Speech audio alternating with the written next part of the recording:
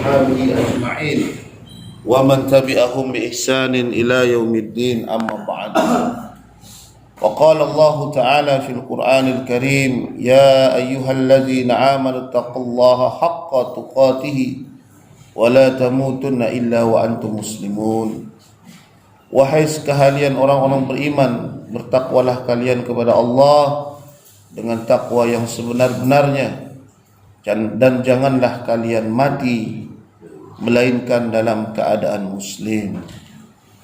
Ikhwan yang dirahmati oleh Allah, kita lanjutkan pembahasan kitab Al-Adabul Mufrad karya Al-Imam Bukhari rahimahullah, dan kita masuki bab yang ke-517, kaifa yuktabu ila ahlil kitabi, bagaimana menulis kepada ahlul kitab, ya, bagaimana menulis surat, ya, kepada ahli kitab.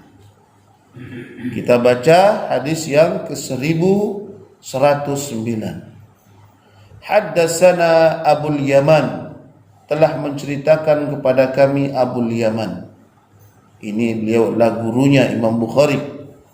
Qala, ia berkata, haddatsana Syu'aib, telah menceritakan kepada kami Syu'aib, an Juhri, dari Juhri. Qala, ia berkata, haddatsani Abdullah ibnu Abdullah ibnu Utbah, telah menceritakan kepadaku Abdullah bin Utbah. Jadi ini anak dan bapak sama namanya, Abdullah, ya, Abdullah bin Abdullah. Jadi anak dan bapak sama itu nama enggak, kenapa, ya? An Abdullah ibn Abbasin akhbarahu, dari Abdullah bin ibnu Abbas, ia mengkhabarkannya, anna Aba Sufyan ibnu Harbin akhbarahu, bahwa Abu Sufyan bin Harb dia telah mengkhabarkannya. Abu Sufyan, ya, insyaallah antum tahu, tokoh pembesar Quraisy di masa itu yang masih memiliki hubungan kerabat dekat dengan Rasulullah sallallahu alaihi wasallam, ayah dari khalifah yang ke-5, yaitu Muawiyah bin Abi Sufyan, ya. Arsala ilaihi Hiraqlu malikur Rum, bahwa Abu Sufyan bin Harb mengabarkan kepadanya bahwa Heraklius raja Romawi, ya, mengirim utusan kepada Abu Sufyan. Jadi saat itu Abu Sufyan bersama rombongan sedang melakukan perniagaan ke negeri Syam. Ya, Syam itu sekarang, ya, masuk wilayah negara yang sudah terpisah-pisah, yaitu Yordania, Suria, Lebanon, Palestina, Israel. Tuh. Jadi 5 negara sekarang. Dulu semua itu namanya wilayah Syam. Ya. Ya. Kalau musim panas, orang-orang Arab Quraisy pergi ke Syam, cari dingin di sana, dan mereka berdagang.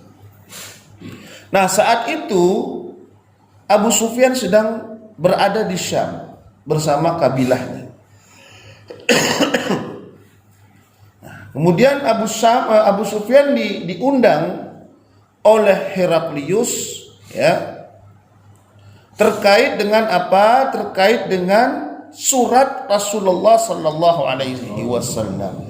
Summa da'a, kemudian Abu Sufyan diundang bi kitabi Rasulullah sallallahu alaihi wasallam, ya, terkait dengan surat Rasulullah sallallahu alaihi wasallam, allazi ursila bihi ma'adihyata al-kalbi ila azmil Busra, yang dikirim melalui utusan, ya, utusan Rasulullah yang bernama sahabat Nabi Dihyah Al-Kalbi, ya, yang surat itu disampaikan kepada Gubernur Busra.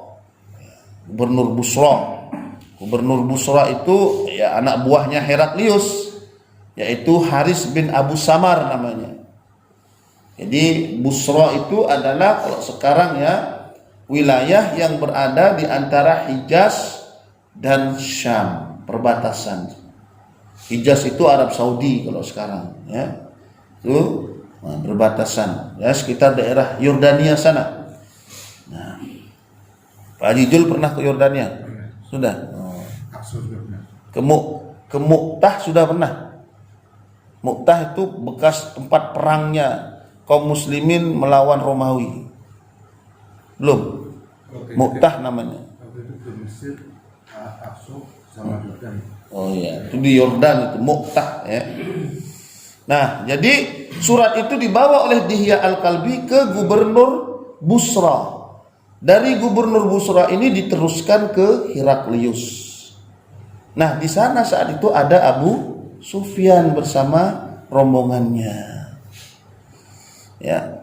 Fadafa'a ila Herakli, lalu surat itu diserahkan kepada Heraklius, faqara'ahu, lalu dia pun membacanya. Ya.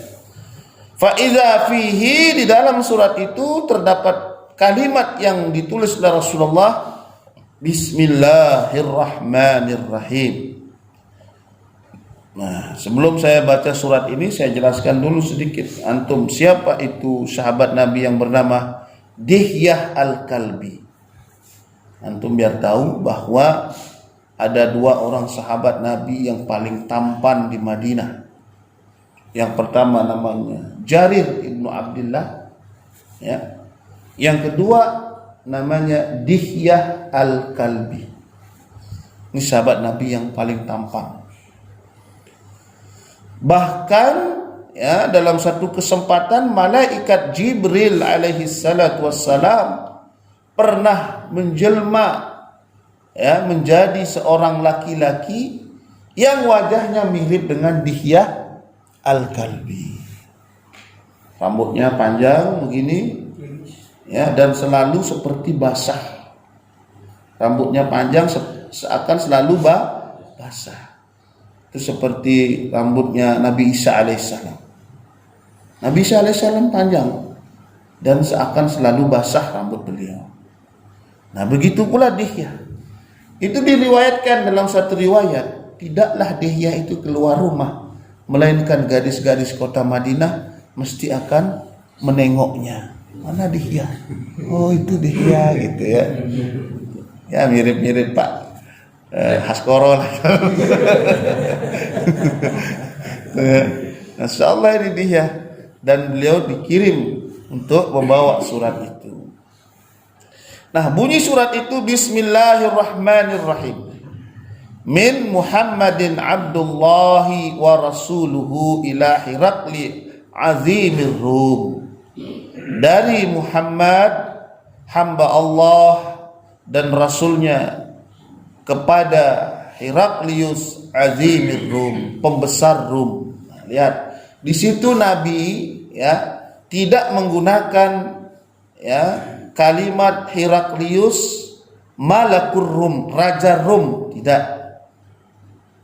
Kalau digunakan kata Raja Rum, itu terlalu membesarkan Heraklius. Tapi Nabi juga tidak hanya menyebut dengan Heraklius saja. Itu meremehkan beliau. Meremehkan Raja Heraklius. Nabi menggunakan kalimat pertengahan, yaitu Azimir Rum, pembesar Rum. Kalau di RMB pembesar Rum itu Mas Kiki sama Arif Kurniawan. Nah, itu pembesar RMB itu ya. Nah, ini Azimir Rum, pembesar Rum. Tuh. Salamun ala man ittaba'al huda.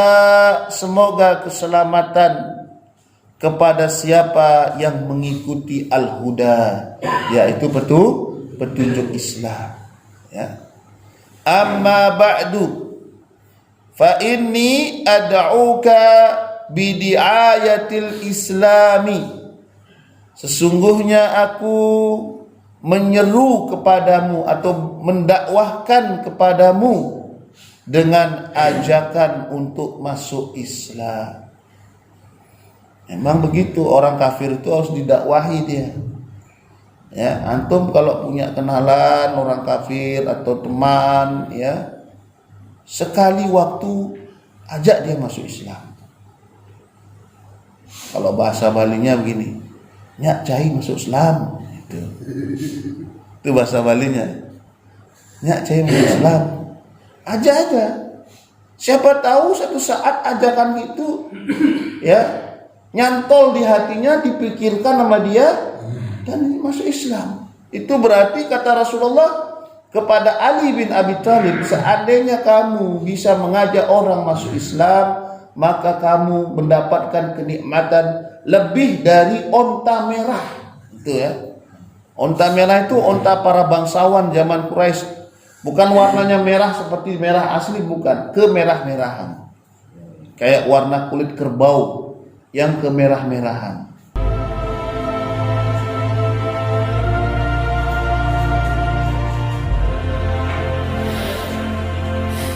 اللهم صل على سيدنا محمد وآله وسلم.